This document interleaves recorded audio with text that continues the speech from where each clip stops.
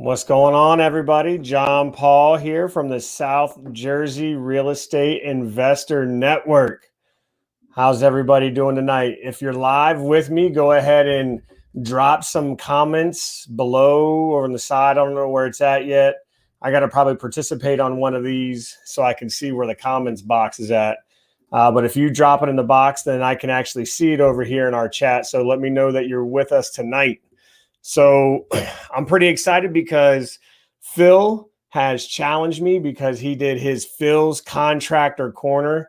And so I figured I need to come in and I need to step it up a little bit. So I had that snazzy little introduction. I see a thumbs up from somebody. Thanks for letting me know you're here. Oh, John, thank you. Thank you, John. Let me know you're here. So so I did the introduction because Phil's got his Contractor's Corner. And I figured I could do like JP's Nuggets or something like, no, JP's Nuggets. That doesn't sound right. How about like JP's Tips or something like that? We'll come up with a cool name. I might be able to get a cool little background like Phil has. But for now, I'm just going to drop some gold nuggets on you guys right now because what I want to do is I want to share with you what we've done in Anchored Homes for our MLS offering system that I can. If you listen and implement what we do in Anchored Homes, it could help you submit more offers just using the MLS. And I don't know how many people are watching that could use more offers, but I know when I was first starting out, the more offers that I submitted, the better chances that I had to get an offer accepted. You know, actually back in 2016, 2017, when we started, we were actually submitting about 30 offers a month and getting about one, sometimes two accepted. Now it's ridiculous. The market right now is crazy, which means we need to kind of double down on the efforts that it takes for us to get a deal. So you definitely need to get something in place for a MLS offering system. More than 80% of the properties in America are transferred through the sale on the MLS. So if you don't have an MLS offering system, this is definitely something that you're going to want to implement. Hey, John, thanks for commenting, man. Appreciate it. All right, awesome. So let's go ahead and hop into it. And by the end of this training, what I hope to teach you real quickly, we'll hopefully spend about maybe 6 or 7 minutes. We're going to keep it really high and tight.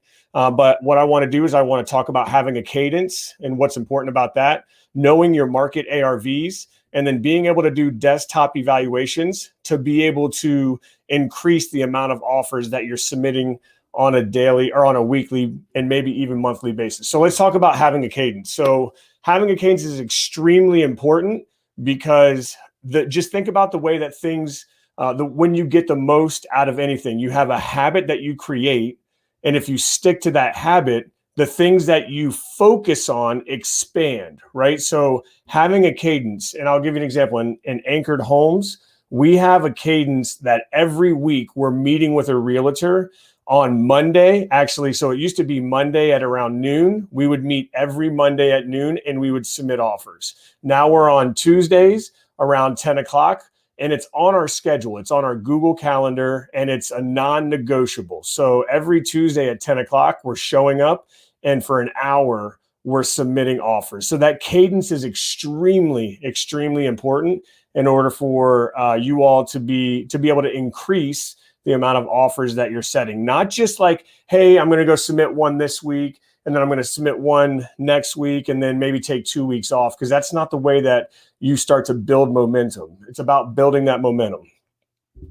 The second is knowing your market ARVs. So as new investors, sometimes we don't know all the market ARVs, and we're still learning how to understand what a good comp is in a good neighborhood versus a bad neighborhood and everything that comes with that. And so it's really important to rely on your realtor for their knowledge of the market and their experience. And what we realized after about 6 to 7 months of relying on our realtor, that our realtor starts to they start to spend a lot of time telling us what ARVs are based off of comps, and they run reports. And so what we did is we ended up creating a document, and I'm going to share this real quick. So we ended up creating a document. It's called the Rents and Sales Matrix.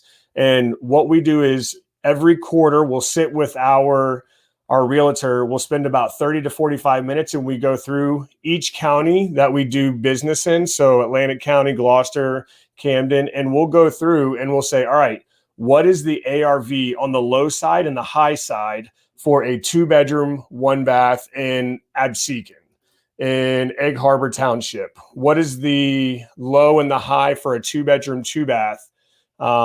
And so we'll kind of get, and this is actually the rents. We have rents and sales because we do both. We do rentals and we do rehabs. And so what we'll do is we'll spend time and we'll just go through the 2-bedroom, 1-bath to the 4-bedroom, 2-bath. And we'll say, what are the highs and the lows? Because what that allows us to do is save the realtor time from running comps every time we have a potential property. And it allows us to be able to do a lot of work offline and bring more to the meetings that we have on a weekly basis so we can submit more offers quickly.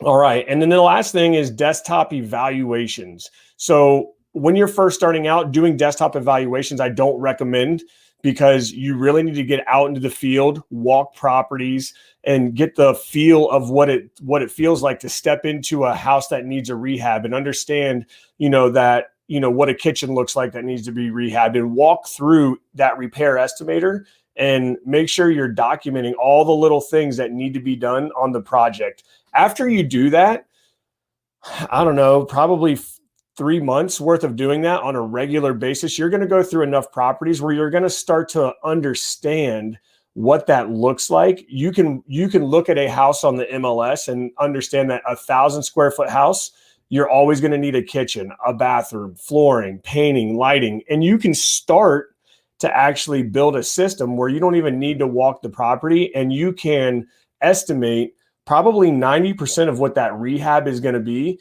with a buffer of about 10% for maybe some stuff that they didn't put, like maybe there's a whole corner full of mold and they didn't put that in the pictures. So obviously you can't budget for that. But if you can do 90% of it based off of pictures after you start to understand your system, then again, those meetings every week with your realtor, you'll be able to bang through 6, 7, 8, 9, 10 different properties and submit, and be able to have offers to submit on every one of those properties. And so another document that I wanted to share with you is a cheat sheet that we created for 1,000 square foot home.